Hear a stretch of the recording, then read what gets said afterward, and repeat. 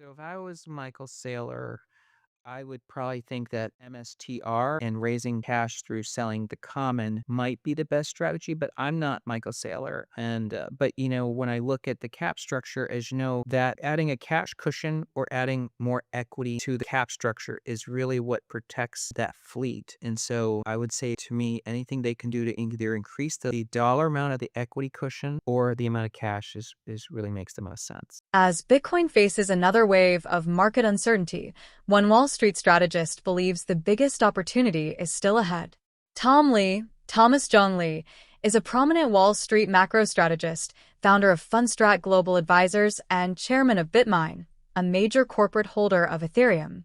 Tom Lee reveals that MicroStrategy's future remains firmly linked to Bitcoin, expressing confidence that the cryptocurrency will recover because it continues to be one of the most secure and reliable ways to store and transfer value. He points to Bitcoin's unmatched blockchain security and strong global community as key reasons for his long-term optimism. While acknowledging that investors are currently testing MicroStrategy's public capital structure rather than Bitcoin itself, he argues that strengthening the company's financial position through additional equity and larger cash reserves is the most effective strategy. According to Tom Lee, raising capital without selling Bitcoin preserves market confidence, whereas reducing Bitcoin holdings could negatively influence investor sentiment.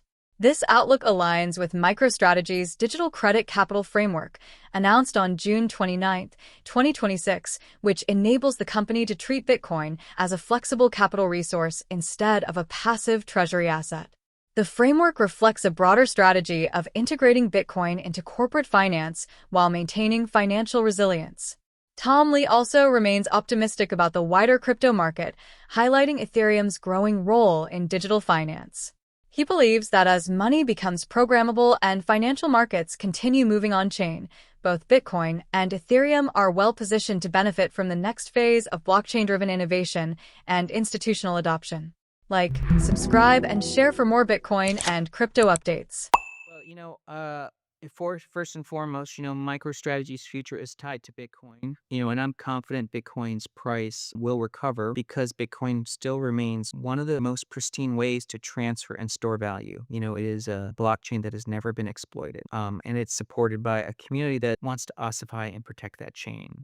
So I think as long as Bitcoin price recovers, Strategy is going to stage a big recovery in its entire stack of pref and convertibles and debt. As we know, markets are like war. And imagine like a formation of B-17 bombers flying over Germany, okay? And there's a plane that's falling a little behind. That's who the fighters are going to attack and try to take down. And so I think investors are viewing Strategy's public capital structure, which is available to public markets, right? It's not like someone can go and exploit the Bitcoin blockchain, and they're going to test his capital structure. So I think that's the test he's facing right now. And I think that the best defense for him is to be raising and increasing his cash balance, because that raising cash provides a cushion to the entire cap stack. Today BitMine is operating in the mode that it is crypto winter spring.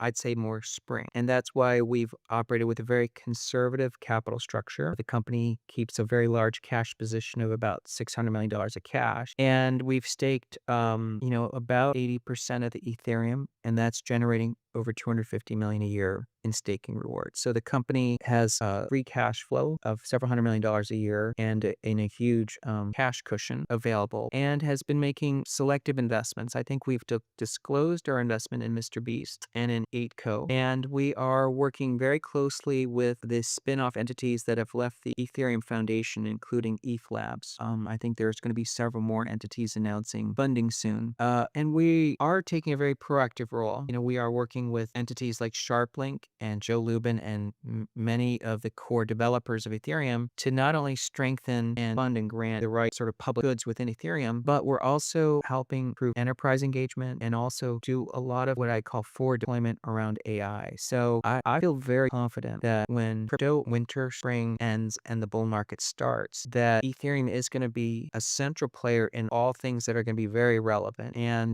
in that future, financial services, the whole industry is really becoming tech stack. Money is becoming software. And when you move money and make it software and composable, there is a transformation of the economy. And that's really where Ethereum is going to shine, because now all of a sudden stocks trade 24/7, but stocks trade on factors. I think there's an enormous opportunity. But yes, we are in the period where price is really disappointing, and it's very frustrating as well. AI may be leading today's rally, but the future of finance could still belong to blockchain. Tom Lee reveals that artificial intelligence is driving one of the biggest technological transformations in decades, attracting enormous investment as demand for computing power, energy, and automation continues to accelerate. While AI has become the preferred destination for new capital, he argues that this shift does not weaken the long-term investment case for cryptocurrency. Instead, he believes blockchain technology will remain an essential part of the future financial system, serving as a key infrastructure layer for the digital economy. Tom Lee explains that Bitcoin's volatility should be viewed as a normal feature of its market cycle rather than a sign of weakness. He emphasizes that long-term investors have historically been rewarded for staying invested, as Bitcoin's strongest returns are often generated during just a handful of trading days each year. Attempting to time the market, he warns, increases the risk of missing these crucial gains. This perspective comes as AI-focused cryptocurrencies have emerged as a rare bright spot during the broader crypto market sell-off in 2026. Some AI-related tokens have surged more than 850% this year, highlighting strong short-term momentum. However, Tom Lee suggests that while AI cryptos may outperform temporarily, Bitcoin's long-term fundamentals and blockchain's growing role in modern finance continue to provide a compelling investment thesis. Let's get back to interview. I mean, when I, sort of look at this from a high level, I think this is a time of great technological innovation taking place, in America. And it is very much an American and partly China story. And AI is making quantum improvements, exponential gains. We started off with being amazed at complex reasoning, and now we're talking about AI doing a lot of our job, and pretty soon robot. And that requires a lot of compute and a lot of energy. And it does require a lot of investor dollars. I can understand the idea that if someone was tracking crypto as a narrative and then sort of comparing it to what's happening in AI is going to, on the margin, capture incremental dollars. But crypto, I think, is not really a broken story, but it is going to have price lagging in the near term, because the fundamental story is compounding, and crypto is still a really important downstream story to AI. I mean, I think that's really hasn't changed, and Wall Street has an outdated tech stack that they want to upgrade, and that is going to be built on crypto rails. That story hasn't changed. So to me, when I look 2 years out, I think the future is still, we're tracking towards it. Very important future, or that's very crypto centric.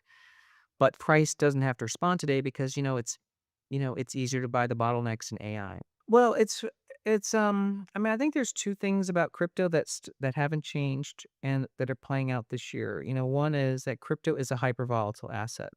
So in the scheme of things, a drawdown being 50% from a high, as you know, in Bitcoin's history, that's not even necessarily a correction. And the second is that despite crypto having a world of traders and people trading it, the best investment decisions really have required people to have a longer time frame. And that's why I think the 4-year cycle is sort of part of that, because for those that are long-term oriented and they may be tactical, then timing is important to them, because they may not want to actually be even thinking about buying crypto until we get towards that early window of the 4-year cycle. So that's really, August to October. And then in people's minds, that's prices, it may be 50 or 60,000. I think that's really, a question for an investor, like for someone who's new to crypto, because they may be used to quarterly announcements, specific catalysts. But in the history of crypto, we know that not only is it hyper volatile and it's decentralized, so there's no quote announcements, but we also know that crypto makes most of its gains in 10 days. So the 10 best days drive almost all the returns in a year. So if someone's trying to time their Bitcoin buys, if they've got a great model, I think it's gonna, that could serve them very well. But keep in mind, Bitcoin has the best compounded annual return of any asset over the past 10 years or even the past 15 years. But what's interesting is if you exclude the 10 best days for each year in Bitcoin, you'd actually be down 27% per year. So all the gains in Bitcoin basically come down to 10 days. Why do you think that is, Tom? Well, I think that's actually, in general, the idea of 10 days accounting for all the gains is, the idea of, the mistake of timing markets. That's also true in the stock market. We've published this stat. Since 1929, the S&P has compounded at roughly 9% a year. If you miss the 10 best days, your return, and this is going to shock you, drops to negative. I believe the 10 best days average in the S&P 2,100 basis points, meaning your return drops to negative 10% a year. That's probably why the average person doesn't really beat the market, because they're trying to time it. And if someone just buys the S&P and holds it, they're going to compound at 9% a year. So, and in fact, in the last 3 years, the 10 best days have been a bigger driver. It's been over 24 percentage points. So, last year, you would have had a negative double-digit year if you did not stay invested the whole year. The convergence of artificial intelligence and blockchain is shaping a new era of financial innovation, but their roles are likely to complement rather than replace one another. While AI is attracting substantial capital and driving short-term market enthusiasm, blockchain continues to strengthen the infrastructure needed for a more digital, programmable financial system. Bitcoin's history of recovering from periods of volatility, combined with growing institutional adoption and evolving corporate treasury strategies, reinforces its long-term relevance despite near-term price fluctuations. At the same time, Ethereum and other blockchain networks are expanding their role in tokenized assets, decentralized finance, and enterprise applications, creating new opportunities across global markets. Although AI-focused crypto projects have delivered exceptional returns in 2026, sustainable value will ultimately depend on real-world adoption and durable utility rather than temporary momentum. As technology and finance become increasingly interconnected, investors who focus on long-term fundamentals instead of short-term market noise may be better positioned to benefit from the next phase of digital asset innovation and institutional growth. If you could invest in only one for the next 10 years, Bitcoin or AI, which would you choose and why? Drop your prediction in the comments. Thanks for watching.